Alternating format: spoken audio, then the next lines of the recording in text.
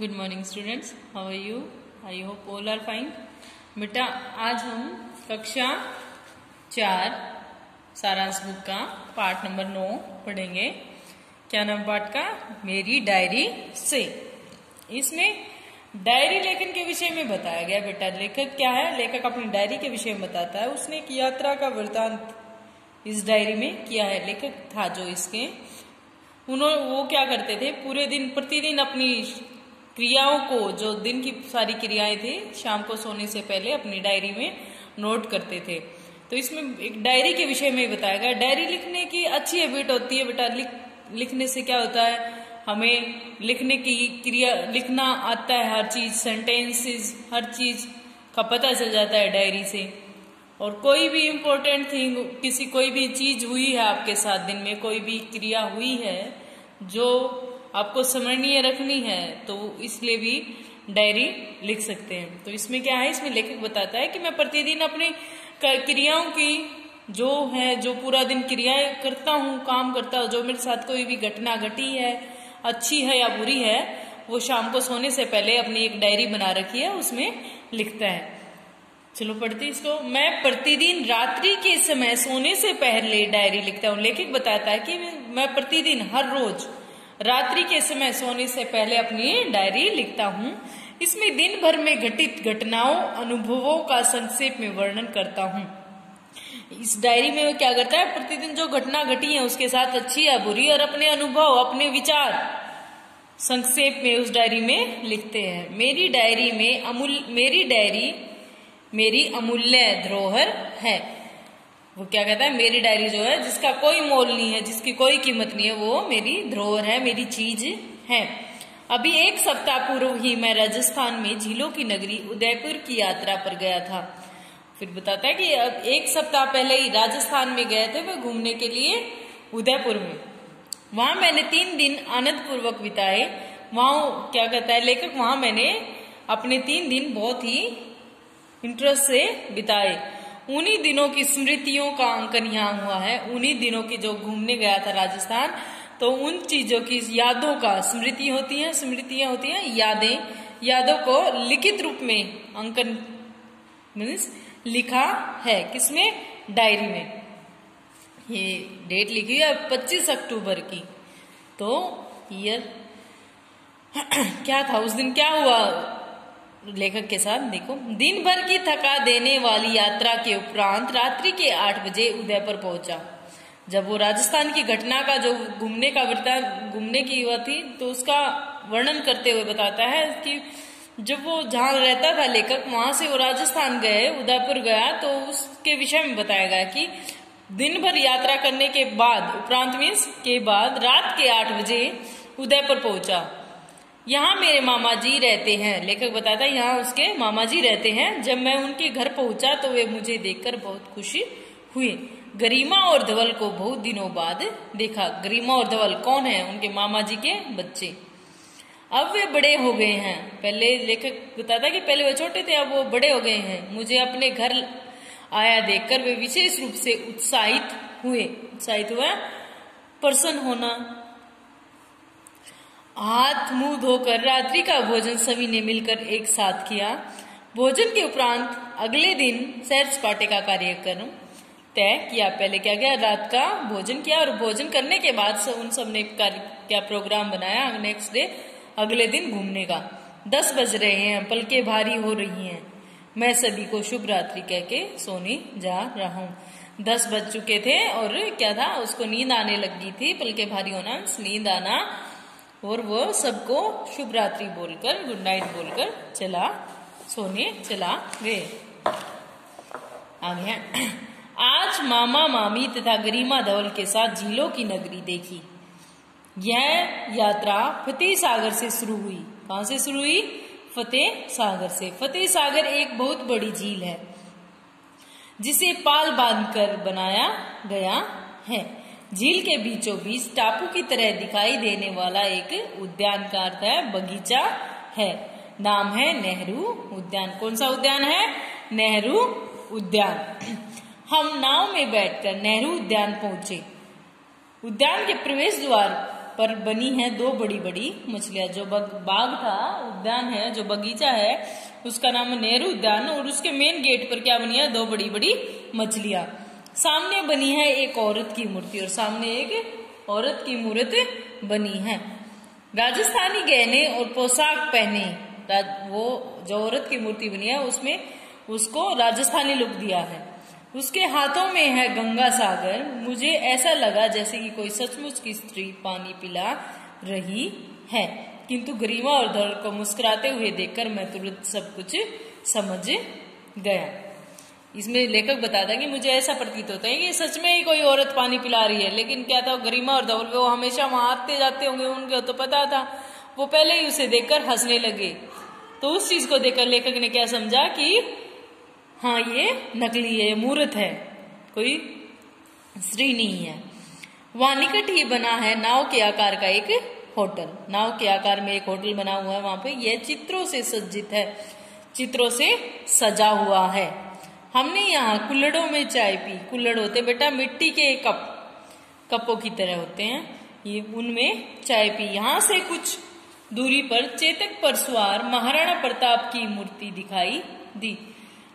यहाँ से कुछ दूरी पर ही क्या था, एक मूर्ति थी, किसकी? महाराणा प्रताप की। मैं सोचने लगा कि महाराणा प्रताप को स्वतंत्रता के लिए कैसे कैसे कष्ट झेलने पड़े थे। वो सोचने लगे महाराणा प्रताप एक स्वतंत्रता संग्रामी थे, उन्होंने स्वतंत्रता के लिए काफी सारे कष्ट झेले, लड़ाई की, तो उसके विषय में सोचने लगे। स्मारक बड़ा भव्य और आकर्षक था। जो उनका स्मारक चिन्ह था, जो उनका चित्र था, वो बहुत ही सुंदर और आकर्षक, मीन्स मन को अपनी तरफ खींचने वाला था। यहाँ से पूरा उदयपुर देखा जा सकता है। पश्चिम में सूरज डूब रहा था, जिसकी अंतिम किरण सज्जनगढ़ पर पड़ रही थी। इसमें बताया बेटा, आपको भी पता है कि सूरज किस दिशा में छिपता है? पश्चिम में। तो उसकी अंतिम किरण कहाँ पर पड़ रही थी? सज्जनगढ़ पर पड़ रही थी। यहाँ से हम सहेलियों की बाड़ी गए। किस बाड़ी में गए? सहेलियों की बाड़ी। यहाँ सैकड़ों फव्वारे एक साथ चल रहे थे और हरे भरे लॉन भी थे।